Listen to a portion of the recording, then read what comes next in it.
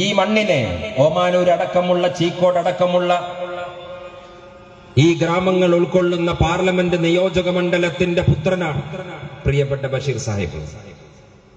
ഇവിടെ നിന്ന് മാവൂർ ഗോളിയോർ റയോൺസിലെ തൊഴിലാളി പ്രസ്ഥാനത്തിന്റെ മണ്ണിൽ നിന്ന് അദ്ദേഹം പൊതുപ്രവർത്തനം ആരംഭിച്ച് കേരളത്തിന്റെ പൊതുമണ്ഡലത്തിൽ സംസ്ഥാന സ്കൂൾ യുവജനോത്സവം എന്ന് പറയുന്നത് ബഷീർ സാഹിബിന്റെ പ്രൊഫൈൽ ഇവിടെ പറഞ്ഞിട്ടുണ്ടാകും. ഒരു തെരഞ്ഞെടുപ്പ് വരുന്ന സമയത്ത് രണ്ടു കാര്യങ്ങൾ: ഒന്ന്, സ്ഥാനാർത്ഥിയുടെ കാൻഡിഡേറ്റിന്റെ പ്രൊഫൈലാണ്. രണ്ടാമത്തെ കാര്യം, ആ കാൻഡിഡേറ്റ് കേവലം വ്യക്തിയല്ല, അയാൾ പ്രതിനിധാനം ചെയ്യുന്ന രാഷ്ട്രീയ ആശയമാണ്. ഇത് രണ്ടിനും നിങ്ങൾ മാർക്കിടും. ഓമാനൂര് UDF രാഷ്ട്രീയത്തെ പിന്തുണക്കുന്ന അങ്ങാടിയാണ്. അതുകൊണ്ട് കാലങ്ങളായി കോണിക്ക് വോട്ട് ചെയ്തതുകൊണ്ടോ നിങ്ങൾ ലീഗും കോൺഗ്രസും ആയതുകൊണ്ടോ നിങ്ങൾ ബഷീർ സാഹിബിന് വോട്ട് ചെയ്യണമെന്ന് ഞങ്ങൾ പറയുന്നില്ല. തെരഞ്ഞെടുപ്പിലേക്ക് നമ്മൾ പോകുന്ന സമയത്ത് ആരാണ് സ്ഥാനാർത്ഥി, ഏതാണ് രാഷ്ട്രീയ ആശയം എന്ന് നമ്മൾ നമ്മളുടെ ആലോചനയോടും ചിന്തയോടും ചോദിക്കുക. അങ്ങനെ ചോദിക്കുമ്പോൾ നമുക്ക് കിട്ടുന്ന ഉത്തരം ശരിയാണ് എന്ന് ബോധ്യപ്പെട്ടാൽ മാത്രം നിങ്ങൾ 26-ാം തീയതി E.T. മുഹമ്മദ് ബഷീർ സാഹിബിന്റെ തെരഞ്ഞെടുപ്പ് ചിഹ്നമായ കോണി അടയാളത്തിൽ വോട്ട് രേഖപ്പെടുത്തുക എന്നാ ഞങ്ങൾ പറയുന്നത്. അത് പറയാനാണ് നമ്മൾ ഈ ചീക്കോട് പഞ്ചായത്തിലെ UDFന്റെ റാലി, അത് ബോധ്യപ്പെടുത്താനാണ് ഈ പൊതുസമ്മേളനം.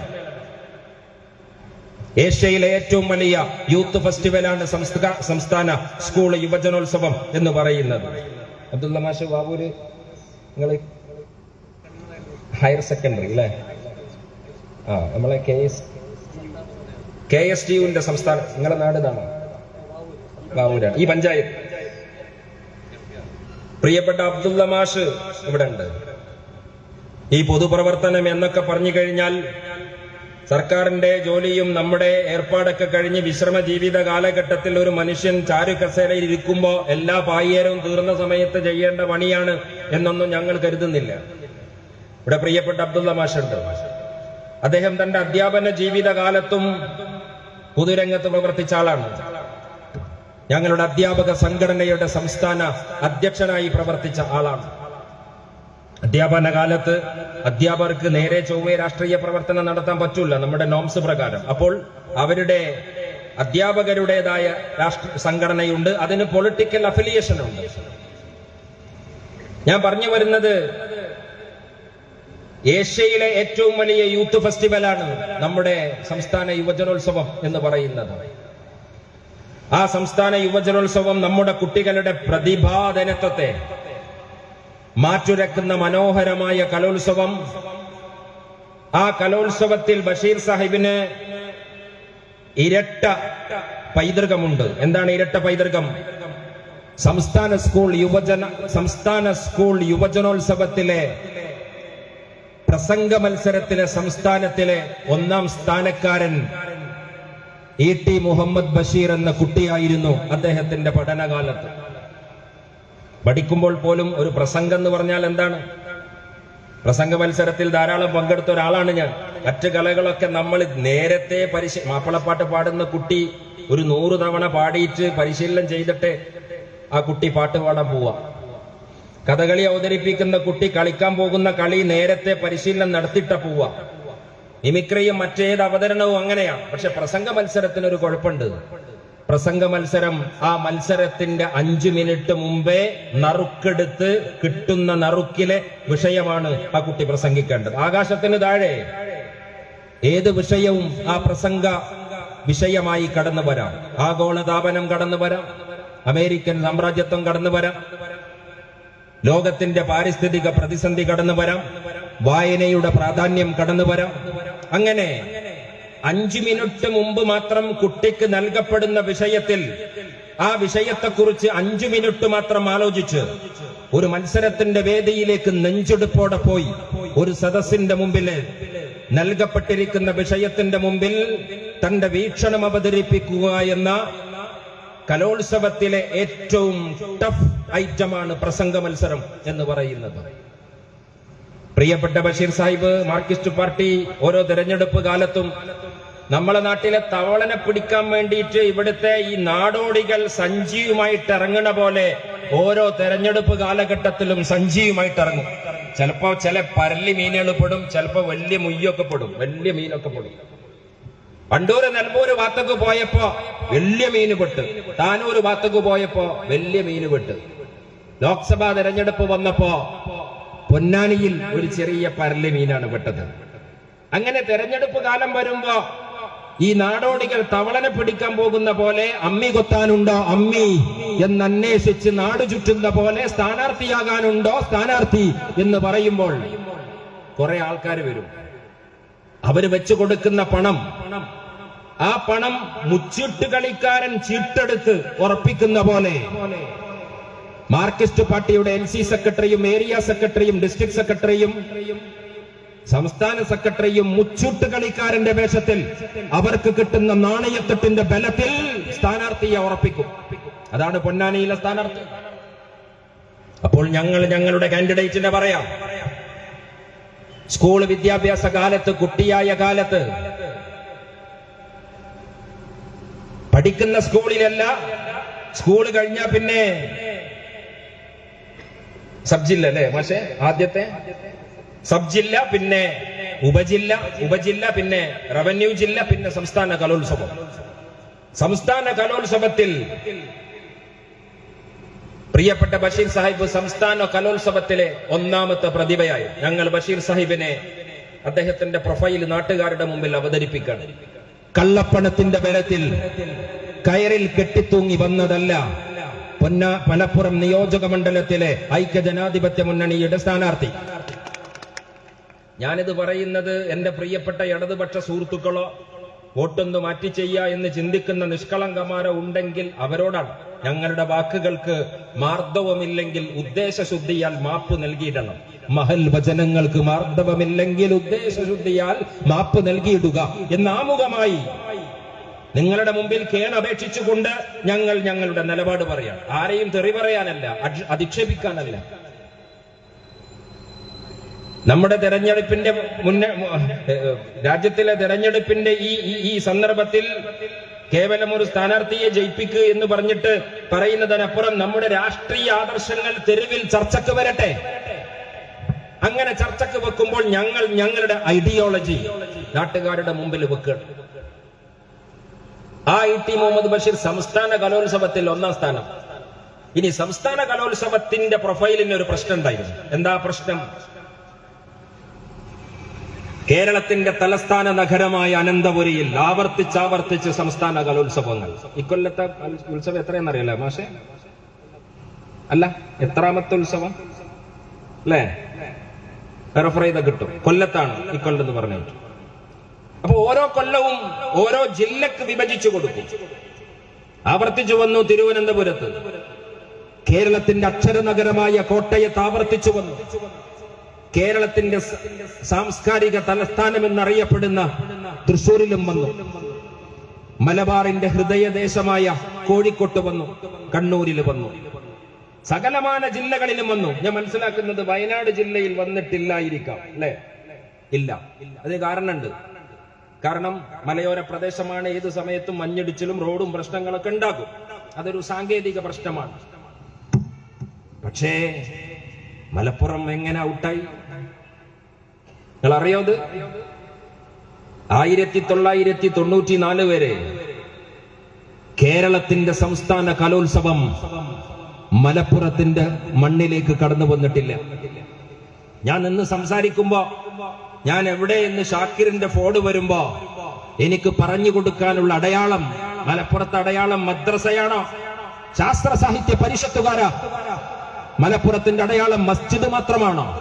ഓമാനൂരിലേക്ക് ഞാൻ എവിടെ എത്തി എന്ന് ചോദിക്കുമ്പോ, ഷാക്കിറിന്റെ ഫോണിലേക്ക് വിളിക്കുമ്പോ, കാറിന്റെ ഗ്ലാസിലൂടെ ഞാൻ തിരിഞ്ഞു നോക്കുമ്പോ, മലപ്പുറത്തായതുകൊണ്ട് പള്ളിയാകാം മദ്രസയാകാം എന്നുണ്ടെങ്കിൽ ഞാൻ കടന്നു വരുന്ന കൊണ്ടോട്ടിയിൽ ഞാൻ കാണുന്നത് മലയാളത്തിന്റെ ഇശൽ സംസ്കൃതിയുടെ സംഗീത പെരുമഴയുടെ പെരുന്തച്ചൻ മോയിൻകുട്ടി വൈദ്യരുടെ ആസ്ഥാന കേന്ദ്രമായ കൊണ്ടോട്ടിയിലെ മോയിൻകുട്ടി വൈദ്യർ സ്മാരകത്തിന്റെ മുമ്പിലൂടെയാണ്. ആ കലയുടെ ഹൃദയമുള്ള മലപ്പുറത്തിന്റെ മണ്ണിലേക്ക് 94 വരെ ഒരു കലോത്സവം വന്നില്ല. ഇ.ടി. മുഹമ്മദ് ബഷീറിനെ പറ്റി പല പ്രൊഫൈലും ഇവിടെ പറഞ്ഞിട്ടുണ്ട്. ഈ പ്രൊഫൈൽ നിങ്ങൾ ശ്രദ്ധിക്കണം. കാരണം ഞാൻ തിരൂക്കാരനാ, ഞങ്ങൾ മറക്കൂല. മലപ്പുറത്തുള്ളവരൊക്കെ കോൽക്കളി നടത്തിയാൽ മതി, മലപ്പുറത്തുള്ളവർ ഒപ്പന നടത്തിയാൽ മതി. മലപ്പുറത്തുള്ളവർ ഓമാനൂരാണല്ലോ ഇവിടെ ആണ്ട് നേർച്ച. എനിക്ക് ഓമാനൂർ എന്ന് പറയുമ്പോ ഓമാനൂരുകാരെ, ഓമാനൂര് നിങ്ങളുടേത് മാത്രമല്ല, ഓമാനൂര് മലബാറിന്റെ പോരാട്ട ചരിത്രത്തിന്റെ ഓർമ്മകളുള്ള മുഴുവൻ മനുഷ്യരുടേതുമാണ് നിങ്ങളുടെ ഈ നാടെന്ന് പറയുന്നത്. ഓമാനൂർ ശുഹദാക്കളുടെ നേർച്ചപ്പെട്ടി ചെറുപ്പകാലം മുതൽ ഞങ്ങൾ കാണുന്ന ഒരു അടയാളമാണ്. നിങ്ങളുടെ ഓമാനൂര് എന്റെ ഗുർഗത്താണിയിലും എന്റെ നാട്ടിലെ മഹല്ലിലും നിങ്ങളുടെ ഓമാനൂറുണ്ട്, ഓമാനൂർ ശുഹദാക്കളുടെ ഓർമ്മയിൽ. അപ്പോൾ മലപ്പുറത്തിന്റെ ചരിത്രത്തിലേക്ക് ഇവിടുത്തെ കലോത്സവങ്ങൾ വേണ്ട. നിങ്ങളിങ്ങനെ ആണ്ട് നേർച്ച നടത്തിയാൽ മതി, പോത്തിറച്ചി വിളമ്പി വെച്ചാൽ മതി. മലപ്പുറത്തിന്റെ മണ്ണിലേക്ക് കുച്ചുപ്പിടിയും മലപ്പുറത്തേക്ക് കഥകളിയും മലപ്പുറത്തേക്ക് കലോത്സവത്തിന്റെ ചിലങ്കയും വരൂല. മലപ്പുറത്തിന്റെ മണ്ണിൽ കലാമാമാങ്കത്തിന്റെ തിരശ്ശീല ഉയരൂല്ല എന്ന് ശാസ്ത്ര സാഹിത്യ പരിഷത്തിന്റെ ബുദ്ധിജീവികൾ ഉണ്ടാക്കി വെച്ച ഒരു ധാരണയെ ഒരു വിദ്യാഭ്യാസ മന്ത്രി പൊളിച്ചിട്ടു. തൃശൂരിൽ കലോത്സവമാകാമെങ്കിൽ, തിരുവനന്തപുരത്ത് സ്കൂൾ യുവജനോത്സവം ആകാമെങ്കിൽ, കോട്ടയത്തും ആലപ്പുഴയിലും സംസ്ഥാന സ്കൂൾ യുവജനോത്സവത്തിന്റെ കയറുപൊക്കുമ്പോ അതിന്റെ തിരശീല പൊങ്ങുമെങ്കിൽ, മലപ്പുറത്തിന്റെ ഹൃദയഭൂമിയിലും സംസ്ഥാന സ്കൂൾ യുവജനോത്സവം നടക്കുമെന്ന് അന്തസ്സോടെ തീരുമാനമെടുത്ത കേരളത്തിന്റെ മുൻ വിദ്യാഭ്യാസ മന്ത്രി ഇ.ടി. മുഹമ്മദ് ബഷീറിനെയാണ് ഞങ്ങൾ ഈ നാടിന് സമർപ്പിക്കുന്നത്. അപ്പൊ ഒരു വശത്ത് താൻ സ്കൂൾ പഠിക്കുന്ന കാലഘട്ടത്തിൽ മലപ്പുറത്തിന്റെ അന്തസ് ഉയർത്തിപ്പിടിച്ചുകൊണ്ട്, judges please note, we are going to announce the Malayalam elocution contest.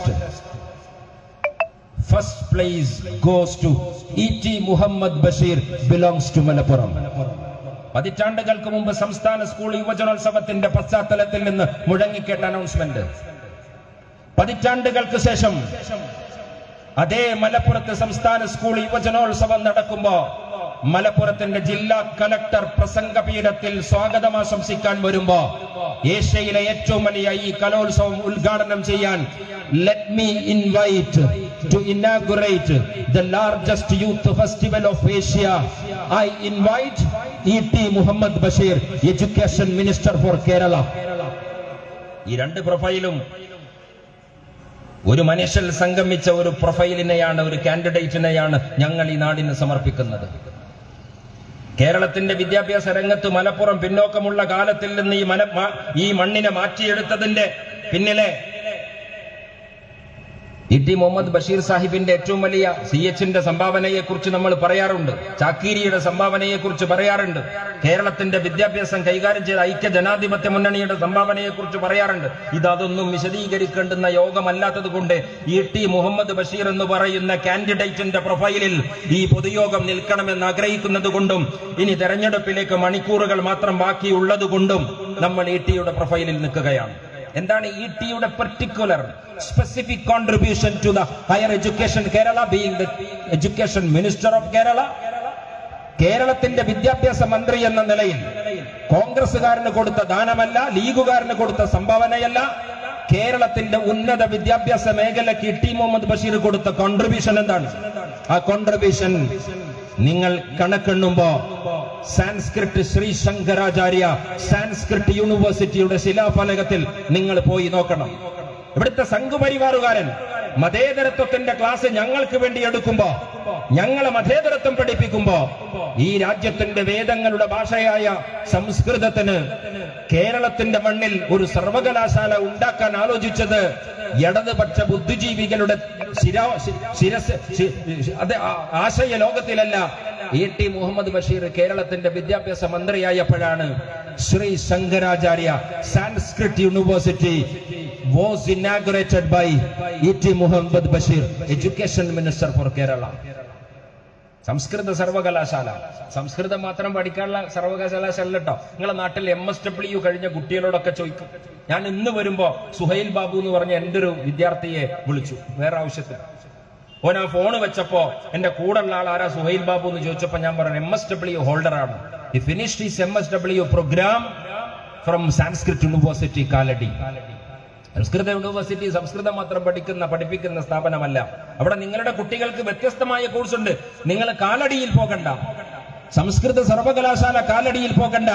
Sanskrit യൂണിവേഴ്സിറ്റിയുടെ റീജിയണൽ സെന്റർ എന്റെ തിരൂരിലെ തിരുനാവായിലുണ്ട്. അവിടെ നമ്മുടെ കുട്ടികൾ UG പഠിക്കുന്നു, PG പഠിക്കുന്നു. ETയുടെ കോൺട്രിബ്യൂഷനാണ്. മാർക്സിസ്റ്റ് പാർട്ടി കണ്ണൂരിന്റെ കലാപഭൂമിയിൽ ബോംബ് കൃഷി നടത്തിയപ്പോ മാർക്സിസ്റ്റ് പാർട്ടി കണ്ണൂരിന്റെ പാർട്ടി ഗ്രാമങ്ങൾ ചെഗുവേരയുടെ ഗ്രാമങ്ങളാക്കിയപ്പോ മാർക്സിസ്റ്റ് പാർട്ടി കണ്ണൂരിലെ പാർട്ടിയോട് യോജിക്കാത്ത പാമ്പുകളെ പോലും അടിച്ചു കൊന്നപ്പോ മാർക്സിസ്റ്റ് പാർട്ടി കണ്ണൂരിന്റെ കലാപഭൂമിയിൽ പോലീസിന്റെ ബാരിക്കേഡുകളിലേക്ക് രക്തസാക്ഷികളെ എറിഞ്ഞുകൊടുത്തപ്പോ കണ്ണൂരിന്റെ പാർട്ടി ഗ്രാമങ്ങളുടെ കലാപകലുഷിതമായ മണ്ണിൽ അക്ഷര വെളിച്ചത്തിന്റെ സർവകലാശാലയുടെ വാതിൽ തുറന്നുകൊടുത്ത് കണ്ണൂർ യൂണിവേഴ്സിറ്റി തുറന്നു വെച്ചതാരാ? CPM അറിയോ? ET മുഹമ്മദ് ബഷീർ. ഞാൻ ഈ എഡ്യൂക്കേഷനിൽ ഊന്നാനുള്ള കാരണം എന്താ അറിയോ? ET മുഹമ്മദ് ബഷീറിനെതിരെ മത്സരിക്കുന്നത് SFI പൊളിറ്റിക്സിന്റെ വക്താവാണ്. അതുകൊണ്ട് let's talk about brother, comrade, സഖാവേ വാ. സഖാവ് ഇവിടെ വന്നിട്ട് ET മുഹമ്മദ് ബഷീറിനെതിരെ പ്രസംഗിക്കുമ്പോ ഇങ്ങക്കിത് പറഞ്ഞു തരാനുള്ള മൊഡ്യൂള് അയച്ചു തരുന്നത് കണ്ണൂരിൽ നിന്നാണെങ്കിൽ ETയുടെ ഓപ്പോസിറ്റ് കാൻഡിഡേറ്റ് കോംറേഡ് സ്റ്റുഡന്റ് ലീഡറോട് പറയാണ്, നിങ്ങളുടെ പാർട്ടിക്ക് ബോംബുണ്ടാക്കുന്ന നിങ്ങളുടെ മണ്ണിൽ ബോംബല്ല വേണ്ടത്, യൂണിവേഴ്സിറ്റി പാഠശാലയുടെ സിലബസിന്റെ പുസ്തകങ്ങളാണ് വേണ്ടതെന്ന് പാർട്ടി ഗ്രാമത്തിന്റെ മുന്നിൽ മന്ത്രിച്ച കണ്ണൂർ യൂണിവേഴ്സിറ്റിയുടെ ആചാര്യനായ ET മുഹമ്മദ് ബഷീറാണ് ഈ മണ്ഡലത്തിൽ മത്സരിക്കണേ എന്ന് ഇവിടെ ആരും ഒരു സഖാവും മനസ്സിലാക്കിയില്ലെങ്കിലും കോംറേഡ് സഖാവ് മനസ്സിലാക്കണം എന്നാ പറയാനുള്ളത്. ETക്കെതിരെ മത്സരിക്കണ കോംറേഡ് സഖാവ് STU CITU നേതാവല്ലല്ലോ, മഹിളാ കോൺഗ്രസ് നേതാവല്ലല്ലോ, ഷാസാപ്പ പൂക്കാസ നേതാവല്ലല്ലോ. ET മുഹമ്മദ് ബഷീറിനെതിരെ നിങ്ങൾ അവതരിപ്പിച്ചിരിക്കുന്നത് student ലീഡറെയാണ്. Then let us talk about students, campus education, higher education of Kerala. നമുക്ക് ആ ടോപ്പിക്കിൽ മാത്രം നിന്നിട്ട് വർത്താനം പറയാം. കേരളത്തിന്റെ ഉന്നത വിദ്യാഭ്യാസം, അതേക്കുറിച്ച് സംസാരിക്കാം. മിസ്റ്റർ കോംറേഡ്, ഞങ്ങളുടെ പേര് 26-ാം തീയതി വൈകുന്നേരം വോട്ട് അവസാനത്തെ പെട്ടിയിലാകുന്നത് വരെ ഈ മലപ്പുറം മണ്ഡലത്തിൽ 2 പേരെ നിങ്ങൾ പറയാവൂ. ഒന്ന് രാഹുൽ ഗാന്ധി എന്നാണ്, മറ്റൊന്ന് ET മുഹമ്മദ് ബഷീർ എന്നാണ്. മൂന്നാമത്തെ ഏത് പേര് പറഞ്ഞാലും ആ പേരിന്റെ ഗുണം നരേന്ദ്രമോദിക്കും അമിത്ഷാ എന്ന ഗുണ്ടക്കുമാണ് എന്ന് ഈ പൊതുസമ്മേളനത്തിൽ പറഞ്ഞു വെക്കാനാ ഞങ്ങൾ വന്നിട്ടുള്ളത്. ഏതാ ബൂത്ത്? ഇവിടുത്തെ ബൂത്ത് 72. 4 ബൂത്തുണ്ട്, 72 അല്ലേ? 72-ാം ബൂത്ത്.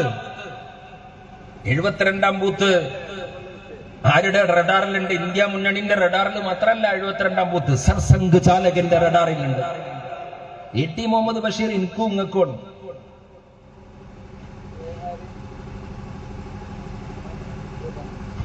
അല്ലേ? ഞാനിപ്പോ തിരൂരിന്നൊക്കെ വരുമ്പോ ഞങ്ങൾക്ക് ബഷീർ സാഹിബാണ്.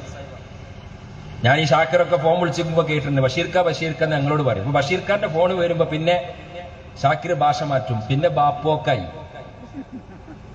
നമുക്കാണ് ബാപ്പോക്ക. പക്ഷെ കേന്ദ്രത്തിൽ നാട്ടുകാരെ നിങ്ങളുടെ പ്രിയപ്പെട്ട ബാപ്പോക്കല്ല, മലയാളികളെ നിങ്ങളുടെ പ്രിയപ്പെട്ട ഫോർമർ എഡ്യൂക്കേഷൻ മിനിസ്റ്റർ അല്ല. ആരാ? ET മുഹമ്മദ് ബഷീർ.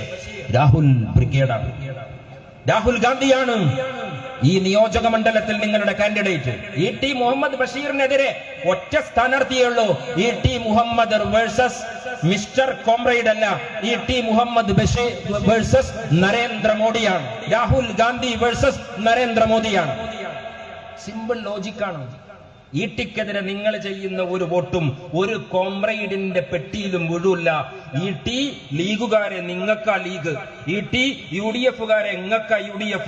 കേരളത്തിന്റെ UDFും തമിഴ്നാടിന്റെ ABCDയും തെലങ്കാനയുടെ HDFC ഒന്നും ഇപ്പോൾ ഇന്ത്യൻ പൊളിറ്റിക്സിലില്ല. ഇന്ത്യൻ പൊളിറ്റിക്സിൽ 2 ABCD ഉള്ളൂ. അതൊന്ന് NDA മുന്നണിയാണ്, മറ്റൊന്ന് ഇന്ത്യ മുന്നണിയാണ്. ET മുഹമ്മദ് ബഷീർ ഇന്ത്യ മുന്നണിയുടെ ഭാഗമാണ്. ഞങ്ങൾ ആ യൂണിവേഴ്സിറ്റിക്ക് പേരിട്ടത് മലബാർ സർവകലാശാല എന്നാണ്. Malabar, what A wonderful name. Malabar Malabar എന്ന് പറയുമ്പോ ഒരു യൂണിവേഴ്സിറ്റിക്ക് മലബാർ എന്ന് പേരിടുമ്പോ ആ സർവകലാശാലക്ക് കിട്ടുന്ന ഒരു പൈതൃകമുണ്ട്, ഒരു പാരമ്പര്യമുണ്ട്.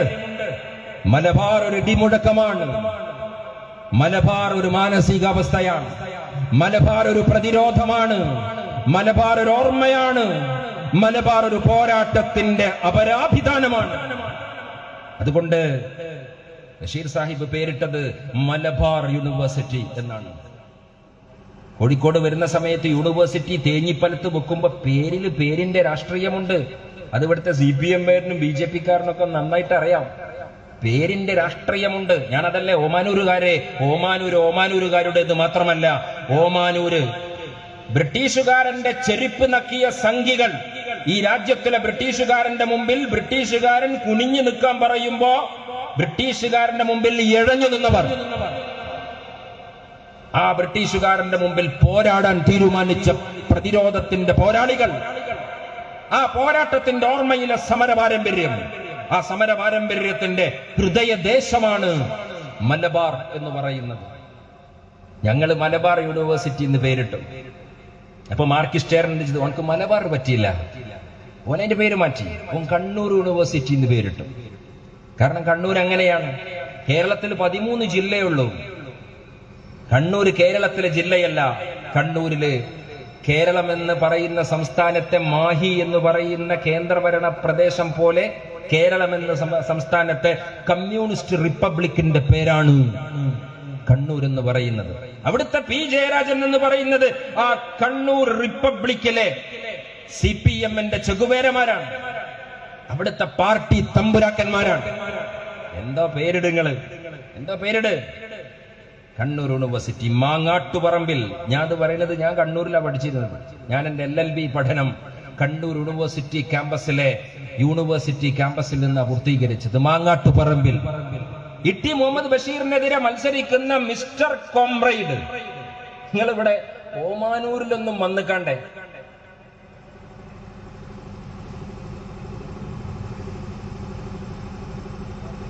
നിങ്ങൾ ഇവിടെ ഒന്നും വന്ന് കണ്ട മലപ്പുറത്തേക്ക് ഓമാനൂർക്കാർക്കൊന്നും സഖാക്കളെ നിങ്ങൾ ഇവിടെ വന്നിട്ട് ക്ലാസ് ഒന്നും എടുക്കണ്ട. അല്ലെങ്കിൽ നിങ്ങളെ പരാതി എന്താ? ഇവിടെ വികസനം കുറവാന്ന. കുഞ്ഞുകുഞ്ഞി, കുഞ്ഞുമാണി, കുഞ്ഞാളി എന്നൊക്കെ നിങ്ങൾ പേരിട്ടില്ലേ? കേരളത്തിന്റെ ബഡ്ജറ്റിനെ പാണക്കാട് ബജറ്റ്, പാലാ വഴി പാണക്കാട്ടേക്ക് കേരളത്തിന്റെ സമ്പത്തൊഴുകുന്നു എന്ന് പറഞ്ഞില്ലേ മിസ്റ്റർ കോംറേഡ്? മിസ്റ്റർ കോംറേഡ് നിങ്ങൾ പറഞ്ഞതാണ്. പാലാ വഴി പാണക്കാട്ടേക്കുള്ള ബഡ്ജറ്റാണ് കേരളത്തിന്റെ. എല്ലാ കാലത്തും അങ്ങനെ പറഞ്ഞത്. ലീഗ് അധികാരത്തിൽ ഇരിക്കുമ്പോ ഞങ്ങളെ കുറിച്ച് പറയുന്ന ആരോപണം എന്താ? കേരളത്തിന്റെ മുഴുവൻ പൊതുസമ്പത്തും മലപ്പുറത്ത് കണ്ടെയ്നർ കണക്കെ കൊണ്ടേ തട്ടാണ്. എല്ലാം മലപ്പുറത്താണ്. ഗവർണർക്ക് കത്തെഴുതി കേരളത്തിന്റെ. അദ്ദേഹം ഇപ്പോഴും ആഫിയത്തോടെ ഇരിക്കണുണ്ട്. ആക്കിബത്ത് നന്നാകാൻ വേണ്ടി നിങ്ങൾ ദോർക്കണ സഖാവ് ഇപ്പോഴും ആഫിയത്തോടെ ഇരിക്കണുണ്ട്. മിസ്റ്റർ കോംറേഡ് നിങ്ങൾ പറയണം. ഇപ്പൊ നിങ്ങളെ ബേജാർ എന്താ? ഈ കോംറേഡ് എന്തിനാ മത്സരിക്കണം? ഈ കോംറേഡ് മത്സരിക്കുന്നത്, നമ്മളും നിങ്ങളും മത്സരിക്കുന്നത് ഒരേ കൺസേൺ ആണ്. എന്താ കൺസേൺ എന്ന് അറിയോ നിങ്ങള്? CPM ഇവിടെ മത്സരിക്കുന്ന കൺസേൺ എന്ന് പറയുന്നത് CPM-ന്റെ ലൈസൻസ് കട്ടാവാൻ പോവാണ്. എന്താണ് ആ ലൈസൻസ്? അരിവാൾ ചുറ്റിക നക്ഷത്രത്തിന്റെ നാഷണൽ ലൈസൻസ് കട്ടാവാൻ പോവാണ്. ഞാൻ ഒരു സൗകര്യത്തിന് വേണ്ടി പറഞ്ഞതാണ് ഈ ലൈസൻസ് എന്നുള്ള പദം. അപ്പൊ വേണമെങ്കിൽ നിങ്ങളൊന്ന് ഞങ്ങൾക്ക് സഹായിക്കായിരുന്നു. പാവല്ലേ, ഇന്ത്യൻ രാഷ്ട്രീയത്തിൽ നിങ്ങളും വേണല്ലോ. തമിഴ്നാട്ടിലെ തെരഞ്ഞെടുപ്പ് കഴിഞ്ഞല്ലോ. ഗനി സാഹിബിന് നിങ്ങൾ വോട്ട് ചെയ്തിട്ടുണ്ടല്ലോ. നിങ്ങൾ വോട്ട് ചെയ്തിട്ടുണ്ട് ഗനി സാഹിബിന്. നിങ്ങൾ പ്രവർത്തിച്ചിട്ടുണ്ട് ഗനി സാഹിബിന്. മാർക്സിസ്റ്റ് പാർട്ടിയിലെ തമിഴ്നാട്ടിലെ CPM-ന്റെ അരിവാൾ ചുറ്റിക നക്ഷത്രത്തിൽ വോട്ട് ചെയ്യുന്ന സ്ഥാനാർത്ഥികളുടെ ഫ്ലെക്സ് ബോർഡിൽ കാൾമാക്സിന്റെ ചിത്രം ഞങ്ങൾ കണ്ടിട്ടില്ല. കായികമില്ലത്ത് മുഹമ്മദ് ഇസ്മായിൽ സാഹിബിന്റെ ചിത്രം ഞങ്ങൾ കണ്ടിട്ടുണ്ട്. 2024 ഇലക്ഷന്റെ കൗതുകം. അന്ന് ഞങ്ങൾ കളിയാക്കാൻ പറയില്ല. എല്ലാവരും നിൽക്കണം, ഈ വരിയില് ചേർന്ന് നിൽക്കണം. നിങ്ങളെ പരിഹസിക്കുന്നല്ല ഞങ്ങള്, നിങ്ങൾ അണ്ടർ എസ്റ്റിമേറ്റ് ചെയ്യല്ല ഞങ്ങള്. ഇന്ത്യൻ പൊളിറ്റിക്സിന്റെ യാഥാർത്ഥ്യത്തെ കുറിച്ച് ഞങ്ങൾ സംസാരിക്കുകയാണ്. നിങ്ങൾ തെരഞ്ഞെടുപ്പിൽ മത്സരിക്ക്, ഒരു ജെന്റിൽമാൻ മത്സരം നടക്കട്ടെ എന്ന് ഞങ്ങൾ ആഗ്രഹിക്കുന്നു. പക്ഷെ അപവാദം പറയരുത്, തോന്നിയാസം പറയരുത്. അത് പറഞ്ഞാൽ ഞങ്ങൾ അതിനെ പ്രതിരോധിക്കും. എന്റെ ശബ്ദം കേൾക്കുമ്പോ ഇവിടുത്തെ ഈ പൊതുസമ്മേളനം അവസാനിക്കുമ്പോ ഇവിടെ കൂടിയിരിക്കുന്ന ഇടതുപക്ഷ സുഹൃത്തുക്കളൊക്കെ പരമാവധി നമ്മളെ ശത്രുക്കളാക്കിയിട്ട് ഈ പൊതുസമ്മേളനം അവസാനിപ്പിക്കാനല്ല. ഈ പൊതുസമ്മേളനത്തിന്റെ ലക്ഷ്യം ലീഗുകാരെ വോട്ട് ഇട്ടിക്ക് വേണം, കോൺഗ്രസുകാരെ വോട്ട് ഇട്ടിക്ക് വേണം, നാട്ടുകാരെ വോട്ട് ഇട്ടിക്ക് വേണം, നിഷ്പക്ഷര വോട്ട് വീട്ടിക്ക് വേണം. മിസ്റ്റർ കോമ്രേഡിന് വോട്ട് ചെയ്യാൻ തീരുമാനിച്ച് വോട്ട് പാഴാക്കാൻ തീരുമാനിച്ച ബോധമുള്ള സഖാക്കളുടെ വോട്ടും ടി മുഹമ്മദ് ബഷീറിന് വേണം. ഈ പൊതുയോഗം അവസാനിക്കുമ്പോ നിങ്ങൾ ഈ പൊതുയോഗം തുടങ്ങുന്നതിന്റെ മുമ്പുള്ള ഞങ്ങളുടെ വിയോജിപ്പ് ഒന്നും കൂടി കൂട്ടിയിട്ട് കൂട്ടിയിട്ട് നിങ്ങൾ ഒന്നും കൂടി ചാർജാക്കാനല്ല ഈ മീറ്റിംഗ്. നമുക്കൊരു മാന്യമായ രാഷ്ട്രീയ സംവാദത്തിന് വേണ്ടിയിട്ടാണ് ഞങ്ങൾ ഈ യോഗം നടക്കുന്നത്. അപ്പോ അരിവാൾ ചുറ്റിക നക്ഷത്രത്തിന്റെ നാഷണൽ ലൈസൻസ് കട്ടാകുമ്പോ ഞങ്ങൾക്ക് വേണമെങ്കിൽ നിങ്ങളൊപ്പം നിൽക്കാൻ പറ്റുമായിരുന്നു. ഞങ്ങൾ നിൽക്കും. ഞങ്ങൾ അതിനൊക്കെ ആംബിയർ ഉള്ളവരാ. ഞങ്ങള് ആ സഹിഷ്ണുത കാണിക്കുന്നവരാ. ഞങ്ങള് ഇന്ത്യൻ രാഷ്ട്രീയത്തിന്റെ കെമിസ്ട്രിയിൽ നിന്ന് CPM നഷ്ടപ്പെടരുത് എന്ന് ചിന്തിക്കുന്നവരാ ഞങ്ങള്. പക്ഷേ ഞങ്ങൾക്ക് ഓപ്ഷൻ ഇല്ല. എന്താ കാര്യം എന്നറിയോ? വേറൊരു ലൈസൻസ് കട്ടാക്കാൻ പോകുന്നുണ്ട്. ഏതാണ് ലൈസൻസ്? നമ്മുടെയൊക്കെ പോക്കറ്റിൽ കരുതിയിരിക്കുന്ന ആധാർ കാർഡിന്റെ, വോട്ടർ കാർഡിന്റെ, ഐഡന്റിറ്റിയുടെ, സിറ്റിസൺഷിപ്പിന്റെ ലൈസൻസ് കട്ടാക്കാൻ പോവാണ്.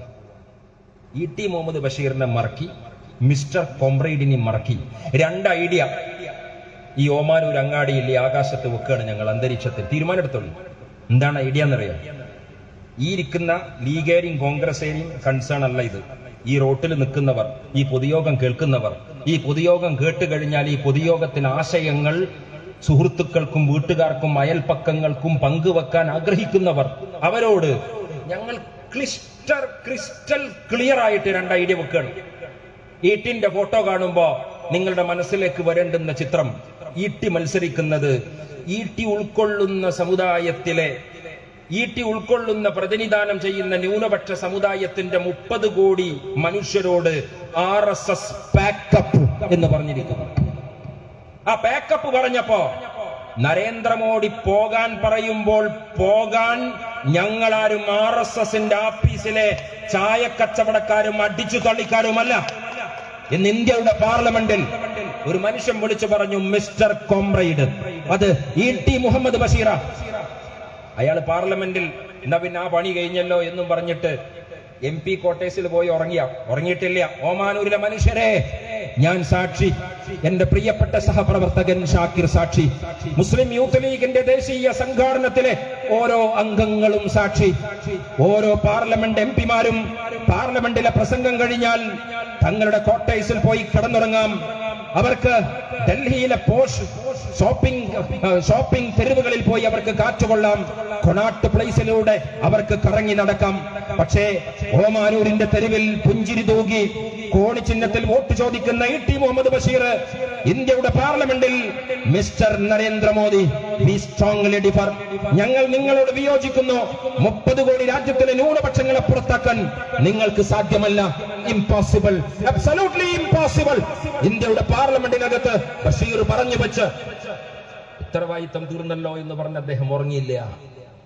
അദ്ദേഹം ടി ഫ്ലാറ്റിൽ വരുമ്പോ അദ്ദേഹം ഏറ്റവും കൂടുതൽ സമയം ചെലവഴിക്കുന്ന 2 സാധനം എന്റെ കണ്ണിലുണ്ട്. ഒന്ന്, ഇവിടെ അബ്ദുള്ള മാഷൊക്കെ ഉണ്ട്. ഒരു സ്കൂളിലെ ഹെഡ് മാഷെ ടേബിളുമായി ബഷീർ സാഹിബിന്റെ ഫ്ലാറ്റില് ഒരു ടേബിൾ ഉണ്ട്. നിങ്ങൾ ബഷീർ സാഹിബിന്റെ ഫ്ലാറ്റിൽ വന്നിട്ടുണ്ടോ? ഞാനൊന്നും അറിയാൻ വേണ്ടിയാണ്. ഇതിപ്പോ ഇങ്ങനെ വലിയൊരു നേതാവ് എന്നിങ്ങനെ നമ്മളെല്ലാവരും ഇലക്ഷൻ പ്രവർത്തനത്തിൽ ഒന്നിച്ചു നിൽക്കല്ലേ. ഞാൻ ഇവിടെ അഖിലേന്ത്യാ ഗുണേന്ദ്രൊന്നും അല്ലല്ലോ. ഞാനും നിങ്ങളെപ്പോലെ ഒരു സാധാരണ പ്രവർത്തകനാണ്. ഒരു സൗകര്യത്തിന് വേണ്ടി ഒരാൾ സംസാരിക്കുന്നു എന്ന് പറഞ്ഞപ്പോ ഞാൻ ഇവിടെ ഒന്ന് സംസാരിക്കുകയാണ്. വേറെ ഞാൻ ഭയങ്കര നേതാവും നിങ്ങൾ നമ്മളൊക്കെ ഒരേപോലെ. അതുകൊണ്ട് ഞാൻ വെറുതെ ചോദിക്കണം. നമ്മളൊരു പൊതുയോഗം, ഇതൊരു നല്ല പൊതുയോഗമാണ്. ഞാൻ സമീപ സമയത്ത് അറ്റൻഡ് ചെയ്ത ചെറിയ പൊതുയോഗങ്ങളിലെ ഏറ്റവും ഹൃദ്യമായൊരു പൊതുയോഗമാണ്. എനിക്ക് ഈ സദസ്സ് കാണുമ്പോൾ, ഈ വേദിയിലേക്ക് വന്ന് പ്രസംഗം തുടങ്ങുന്നത് വരെ എന്റെ മനസ്സിൽ എന്തിനാ ഷാക്കിര എന്നെ ബുദ്ധിമുട്ടിക്കണെന്നേ. ഇപ്പൊ ഇവിടെ കാണുമ്പോ ഈ തെരഞ്ഞെടുപ്പ് ക്യാമ്പയിനിൽ പങ്കാളിത്തം വഹിക്കാൻ സാധിച്ചത് 2024 ഓർമ്മയുടെ ആൽബത്തിലേക്ക് ഓമാനൂരിലെ ഈ മനോഹരമായ പൊതുയോഗവും നടന്നു നീങ്ങുകയാണ്.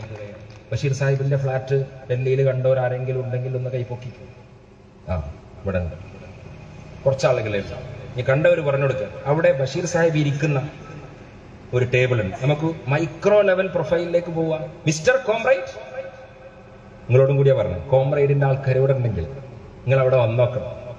ബഷീർ സാഹിബിന്റെ ടേബിളിൽ പേപ്പർ വെയിറ്റ് ഉണ്ട്, പിന്നൊരു പെട്ടി ഉണ്ട്. ഏതാ പെട്ടി എന്നറിയോ നിങ്ങള്? ഏതാ പെട്ടി? ഒരു MP-യുടെ ടേബിളിൽ ഒരു ഗിഫ്റ്റ് പോലെ പെട്ടി ആരൊക്കെ കൊടുന്നു വെക്കും? ടാറ്റ കൊടുന്നു വെക്കും, റിലയൻസ് കൊടുന്നു വെക്കും, അംബാനി കൊടുന്നു വെക്കും. ഞാൻ ഈ ദുബായിക്കാരൻ നാട്ടിലെ ടേബിൾ മേലൊക്കെ കണ്ടിരിക്കണ ഒരു ചിഹ്നമുണ്ട്. ബുർജു ഖലീഫിന്റെ ചിഹ്നമൊക്കെ കാണാൻ പറ്റും അല്ലെ? വേണമെങ്കിൽ ബുർജു ഖലീഫ് ഒക്കെ വാങ്ങിച്ചൂടെ അവിടെ? ഒരു താജ്മഹൽ വാങ്ങിച്ചൂടെ അവിടെ? എങ്കിൽ 26-ാം തീയതി തെരഞ്ഞെടുപ്പിന്റെ പോളിംഗ് ബൂത്തിലേക്ക് പ്രാർത്ഥനാ മൗനത്തോടെ നെഞ്ചിടിപ്പോടെ കടന്നു പോകുന്ന എന്റെ പ്രിയപ്പെട്ട സുഹൃത്തുക്കളെ, ഈട്ടിയുടെ തെരഞ്ഞെടുപ്പ് ചിഹ്നമായ കോണിയിൽ അമർത്തും മുമ്പ് ഞാൻ നിങ്ങളുടെ വികാരത്തോടെ പറയട്ടെ, രാജ്യത്തിന്റെ തലസ്ഥാന നഗരമായ ഡൽഹിയിൽ മുസ്ലിം ലീഗിന്റെ പാർട്ടി ലീഡറായി ഫോർമർ എഡ്യൂക്കേഷൻ മിനിസ്റ്ററുടെ പ്രൊഫൈലിൽ ET മുഹമ്മദ് ബഷീർ തന്റെ ഗംഗ, എന്താണ് ആ ഫ്ലാറ്റിന്റെ പേര്? ഗംഗയാണോ? ബഷീർ സാഹിബിന്റെ ഫ്ലാറ്റിൽ അദ്ദേഹം ഇരിക്കുമ്പോ ആ ടേബിളിൽ ഒരു പെട്ടിയാണുള്ളത്. അത് ബുർജ് ഖലീഫയുടെ അടയാളമല്ല, അത് താജ്മഹലിന്റെ ചിത്രമല്ല, അത് ചൂനൂരിലെ ക്യാൻസർ രോഗിക്ക് കൂട്ടിരിക്കുന്ന CH സെന്ററിന്റെ പെട്ടിയാണ്. ആരവാണ്? നർമ്മദ എന്ന ഫ്ലാറ്റിൽ 7-ാം നമ്പർ ഫ്ലാറ്റിലേക്ക് നിങ്ങളിങ്ങനെ ലിഫ്റ്റിലൂടെ കയറിപ്പോയാൽ 7-ാം നമ്പർ ഫ്ലാറ്റിലെത്തുമ്പോ ബെല്ലടിക്കും. പുറത്ത് കടന്ന് ഇടത് കടന്നാൽ 701-ാമത്തെ മുറിയാണ്. ആ മുറിയിലേക്ക് കടന്ന് നിങ്ങൾ പ്രവേശിച്ചാൽ സെൻട്രൽ ഹാള് കാണാം. അവിടെ പ്രിയപ്പെട്ട ബഷീർ സാഹിബിന്റെ ടേബിൾ ഉണ്ട്. ആ ടേബിളിൽ CH സെന്ററിന്റെ ധർമ്മപ്പെട്ടിയുടെ ഒരു അടയാളമുണ്ട്. ഇന്ത്യയുടെ പാർലമെന്റേറിയൻ ഈ രാജ്യത്തിന്റെ നിയമപ്രശ്നങ്ങളിൽ പ്രതികരിക്കുന്നു, രാജ്യത്തിന്റെ ബഡ്ജറ്റിൽ കമന്റ് പറയുന്നു, ഇന്ത്യയുടെ ഫോറിൻ പോളിസിയിൽ നിലപാട് പറയുന്നു, രാജ്യം ഉണ്ടാക്കുന്ന ലെജിസ്ലേഷനിൽ തന്റെ ഭാഗം പറയുന്നു. അങ്ങനെ ജനാധിപത്യ മതേതരത്വത്തിന്റെ സങ്കീർണമായ പ്രക്രിയയിൽ രാജ്യത്തിന്റെ കുറിച്ച്, സംസ്കാരത്തെക്കുറിച്ച്, നാഗരികതയെക്കുറിച്ച്, വിദേശ നയത്തെക്കുറിച്ച്, വിദ്യാഭ്യാസത്തെക്കുറിച്ച്, മനുഷ്യ വിഭവശേഷിയെക്കുറിച്ച് തന്റെ നിലപാടുകൾ പറഞ്ഞ് ഫ്ളാറ്റിലേക്ക് വരുമ്പോൾ തന്റെ കസേരയിരുന്ന ടേബിളിൽ കൈവച്ച് കഴിഞ്ഞാൽ പിന്നെ വിദേശ നയമില്ല, പിന്നെ ലെജിസ്ലേഷൻ ഇല്ല, പിന്നെ ജുഡീഷ്യറി ഇല്ല. ഒറ്റ പെട്ടി, ഒറ്റ അടയാളം. അത് ജീവിതത്തിൽ ആലംബം നഷ്ടപ്പെട്ടു പോയ മനുഷ്യർക്ക് ആ പെട്ടി ഞാൻ എപ്പോഴും ശ്രദ്ധിക്കാറുണ്ട്. 100 റുപ്യയും 200 റുപ്യ 500 റുപ്യൊക്കെ. ഞാൻ മനസ്സിലാക്കുന്നത് പെട്ടി ഒഴിച്ചു കൊടുത്തു കഴിഞ്ഞാൽ പിന്നെ അതിൽ ആദ്യത്തെ 100 റുപ്യ 500 റുപ്യൊക്കെ ബഷീർ സാഹിബിന് ഇടുന്നതാണോ എന്നൊരു സംശയമുണ്ട്. പ്രിയപ്പെട്ട ബഷീർ സാഹിബിനെ ഞങ്ങൾ അങ്ങനെയാണ് കാണാറുള്ളത്. ഇത് ഞങ്ങൾ സാക്ഷിയാണ്. ഞങ്ങൾ കഴിഞ്ഞ 7 കൊല്ലമായി ബഷീർ സാഹിബിന്റെ കൂടെ സന്തത സഹചാരികളെ പോലെ അവിടെ ഞങ്ങൾ സന്ദർശിക്കുന്നു. ഹരിയാനയിൽ കലാപമുണ്ടാകുമ്പോ ബഷീറിനെ നിങ്ങൾ വിജയിപ്പിക്കേണ്ടത് ഓമാനൂരിലെ പാലം നന്നാക്കാനല്ല, ഇവിടുത്തെ റോഡ് റബ്ബറൈസ് ചെയ്യാനല്ല, നിങ്ങളൊക്കെ PTA കമ്മിറ്റിയുടെ ഭാഗമായ സ്കൂളിന്റെ കെട്ടിടത്തിന് ഫണ്ട് പാസാക്കാനല്ല. വികസനത്തിന്റെ കാര്യങ്ങളിൽ നിങ്ങളുടെ തീരുമാനങ്ങൾക്കും താല്പര്യങ്ങൾക്കും ഫണ്ട് കൊണ്ടുവരാൻ ഒരു MP-ക്ക് കഴിയും. അതൊക്കെ 2ാമത്തെ 3ാമത്തെ കാര്യമാണ്. രാജ്യം കലാപത്തിൽ കത്തുമ്പോൾ ഈ രാജ്യത്തിൽ നിന്ന് പ്രബലമായ ഒരു സമുദായത്തെ കെട്ടുകെട്ടിക്കാൻ RSS ആലോചിക്കുമ്പോൾ നർമ്മദ ഫ്ളാറ്റിലിരുന്ന് പാർലമെന്റിലെ പ്രസംഗം കഴിഞ്ഞ് അത് പത്രക്കാരൊക്കെ ബ്രീഫ് ചെയ്ത് പത്രങ്ങളിൽ കോളങ്ങൾ വാർത്തകളിൽ നിറഞ്ഞു കഴിയുമ്പോ ഒരു രാഷ്ട്രീയക്കാരന് വേണമെങ്കിൽ അന്തപുരത്തെ പള്ളി ഉറക്കം പോലെ അദ്ദേഹത്തിന് സുഖമായി ഉറങ്ങാം. പക്ഷെ ബഷീർക്ക് ഉറങ്ങാറില്ല. കാരണം പോരാട്ടത്തിന്റെ 1ാമത്തെ മുഖമാണ് ഇന്ത്യയുടെ പാർലമെന്റ്. പോരാട്ടത്തിന്റെ മറ്റൊരു മുഖം സുപ്രീം കോടതിയിൽ തുറക്കേണ്ടതുണ്ട്. അതുകൊണ്ട് പാർലമെന്റിലെ പ്രസംഗം കഴിഞ്ഞ് വിയർപ്പ് മാറുന്നതിന്റെ മുമ്പേ അഡ്വക്കേറ്റ് ഹാരിസ് ബീരാൻ എവിടെ, കപിൽ സിബൽ എവിടെ, ഇന്ദിര ജയ്സിംഗ് എവിടെ, സുപ്രീം കോടതിയിൽ അഭിഭാഷകന്മാർ എവിടെ? എല്ലാവരെയും വിളിക്ക്, എഴുത്, പരാതി എഴുത്, പെറ്റീഷൻ എഴുത്. രാജ്യത്തിന്റെ ചീഫ് ജസ്റ്റിസ് DY ചന്ദ്രചൂഡിന്റെ മേശപ്പുറത്ത് വൈകാതെ നമ്മുടെ പെറ്റീഷൻ എത്തണം. മിസ്റ്റർ രാജ്യത്തിന്റെ പരമോന്നത നീതിപീഠത്തിന്റെ ഇവിടുത്തെ ഓണറബിൾ ചീഫ് ജസ്റ്റിസിനോട് ഞങ്ങൾ പറയാണ്, ഇംപോസിബിൾ, അബ്സല്യൂട്ട്ലി ഇംപോസിബിൾ. 2ാമത്തെ യുദ്ധമുഖം എങ്ങനെ? പാർലമെന്റിൽ മോഡിയോടും അമിത്ഷായോടും പറഞ്ഞു, പൗരത്വത്തിന്റെ ബില്ല് നിങ്ങൾ ചുട്ടെടുക്കാൻ നോക്കണ്ട, ആ ബില്ലിനെ ഈ സഭയിൽ ഞങ്ങൾ പ്രതിരോധിക്കും. പുറത്ത് വന്നിറങ്ങിയ ശേഷം DY ചന്ദ്രചൂഡിരിക്കുന്ന രാജ്യത്തിന്റെ പരമോന്നത നീതിപീഠത്തിന്റെ കോടതി നമ്പർ 1-ാം മുറിയിൽ പരാതി സമർപ്പിച്ച് ചീഫ് ജസ്റ്റിസിനോട് പറഞ്ഞു, ഈ നിയമത്തെ നിയമപരമായി ഞങ്ങൾ നേരിടും. അപ്പൊ ഉറങ്ങാൻ പറ്റുമോ? ഉറങ്ങാൻ പറ്റൂല. ഇപ്പൊ യൂത്ത് ലീഗും MSF-ഉം സമരം നടത്തിയിട്ടുണ്ട് ജന്തർ മന്ദറിൽ. ആ സമരം ഉദ്ഘാടനം ചെയ്യണം. സെൻട്രൽ സർവകലാശാലയിൽ MSF-ഉം KSU-യും സമരം നടത്തുന്നുണ്ട്. ആ സമരം ഉദ്ഘാടനം ചെയ്യണം. ഷാഹിൻ ബാഗിന്റെ സമര പന്തലിലേക്ക് പോകണം. പൗരത്വ സമരത്തിന്റെ പോരാട്ടത്തിന്റെ മണ്ണിൽ മരിച്ചു വീണ കുടിലുകളിലേക്ക് സഹായവുമായി എത്തിക്കണം. അവിടെ ചെല്ലണം. ആ യോഗത്തിലിരിക്കും. നാട്ടിൽ വന്നു കഴിഞ്ഞാൽ വീട്ടിൽ പോയി ഉറങ്ങാൻ പറ്റുമോ? ഇല്ല. ഞാൻ ബഷീർ സാഹിബിനെ കോഴിക്കോട്ടെ ലീഗ് ഹൗസ് സമീപകാലത്ത് കാണാറുള്ളത് ലാഡർ ഫൗണ്ടേഷന്റെ യോഗത്തിനാണ്. നിങ്ങൾക്ക് അറിയോ ലാഡർ ഫൗണ്ടേഷൻ? നിങ്ങൾ വോട്ട് ചെയ്യാൻ പോകുന്ന കോണി എന്ന് പറയുന്ന വാക്കിന്റെ ഇംഗ്ലീഷാണ് ലാഡർ. അതൊരു NGO ഓർഗനൈസേഷനാണ്. എന്തിനാണ് NGO ഉണ്ടാക്കിയിരിക്കുന്നത്? ഇന്ത്യയുടെ എല്ലാ ഗ്രാമങ്ങളിലേക്കും മുസ്ലിം ലീഗ്, കോൺഗ്രസ്, കമ്മ്യൂണിസ്റ്റ് എന്നൊക്കെ പറഞ്ഞു കഴിഞ്ഞാൽ നാട്ടുകാർക്ക് ചിലപ്പോൾ ഒരു പ്രശ്നം ഉണ്ടാവും. രാഷ്ട്രീയ പാർട്ടികളുടെ നേതാക്കന്മാർ ഇങ്ങനെ വരുന്ന സമയത്ത് അത് അത്ര സുഖകരമായി അവരെ അക്കോമഡേറ്റ് ചെയ്യൂല.